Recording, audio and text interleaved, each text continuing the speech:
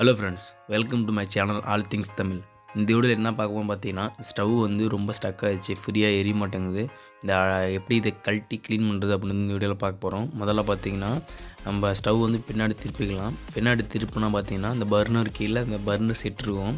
அந்த செட்டுக்கிட்ட பார்த்தீங்கன்னா ஒரு போல்டு மாரி கொடுத்து டைட் வச்சுருப்பாங்க. அதை நம்ம கட்டிங் பிளேட் போட்டு நம்ம கழட்டி லூஸ் பண்ணிக்கலாம். அதை லூஸ் பண்ணவே அந்த பர்னர் செட்டு தனியாக வந்துடும்.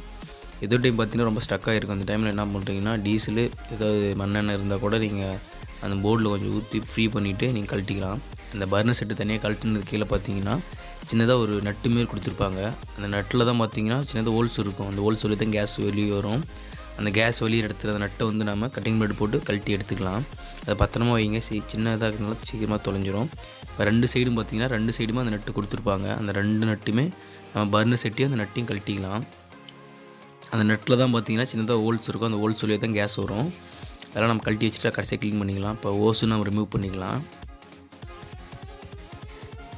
அடுத்து பார்த்தீங்கன்னா நம்ம அந்த ஹேண்டில் திருவும் பார்த்தீங்களா, அந்த இடத்துல ஹேண்டிலை கழட்டிட்டு கழட்டணுன்னு பார்த்தீங்கன்னா ஒரு 2 ஸ்க்ரூ தெரியும். அந்த 2 ஸ்க்ரூ நம்ம கழட்டிடலாம்.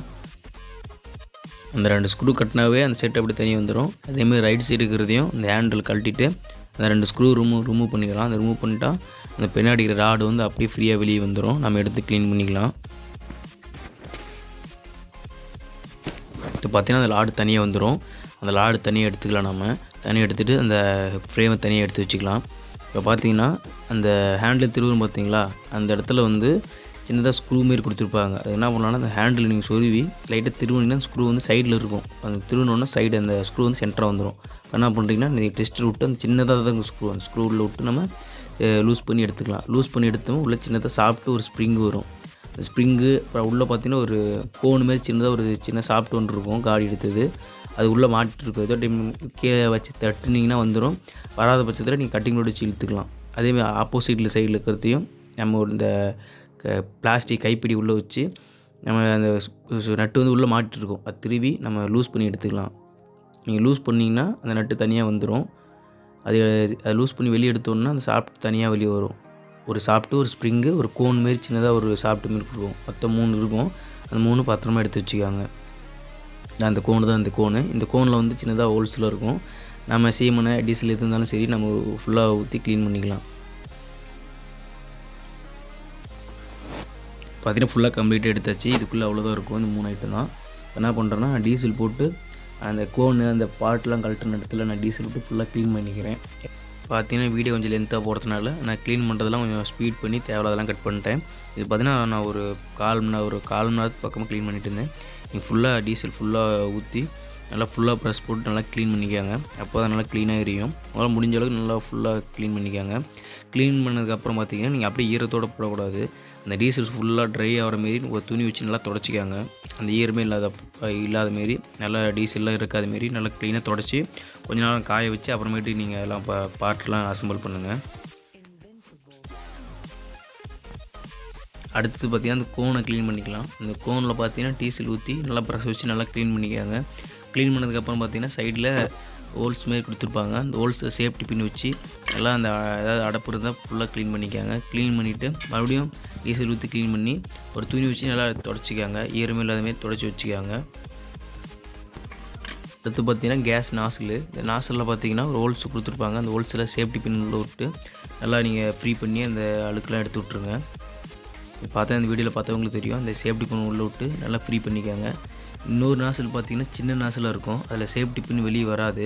அதனால் என்ன பண்ணுறீங்கன்னா ஒரு சீமாத்து குச்சி உள்ளே விட்டு நல்லா கொஞ்சம் க்ளீன் பண்ணிக்காங்க. ஒரு நாசில் பெரிய நாசிலாக இருக்கும், ஒன்று சின்னதாக நாசிலாக இருக்கும். அதனால் வந்து பின் உள்ளே போகலை. அதனால் ஒரு நாசில் மட்டும் நீங்கள் பின் யூஸ் பண்ணிட்டு இன்னொரு நாசிலுக்கு வந்து நீங்கள் எதாவது குச்சி வச்சு இது பண்ணிக்கலாம்.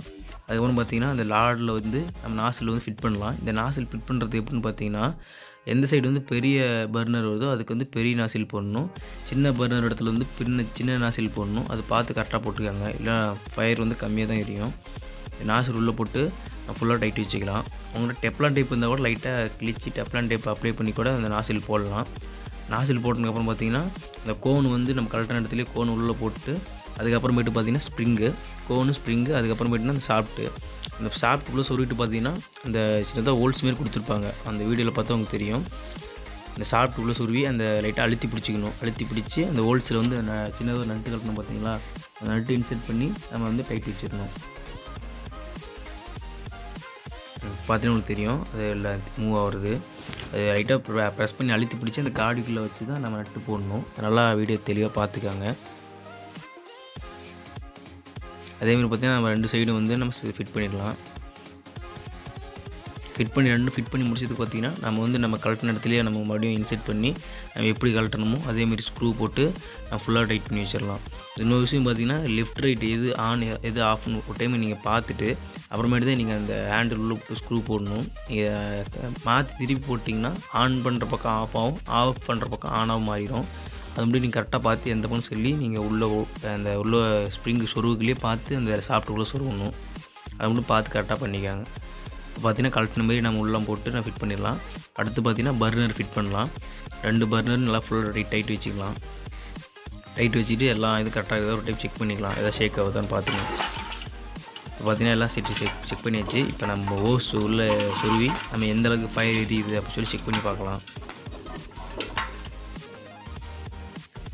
இப்போ நம்ம ஸ்டவ் ஆன் பண்ணி பார்க்கலாம் எந்த அளவுக்கு நல்லா எரியுதா அப்படின்ட்டு. பார்த்திங்கன்னா நம்ம ஆன் பண்ணிடலாம் ரெகுலேட்டரை.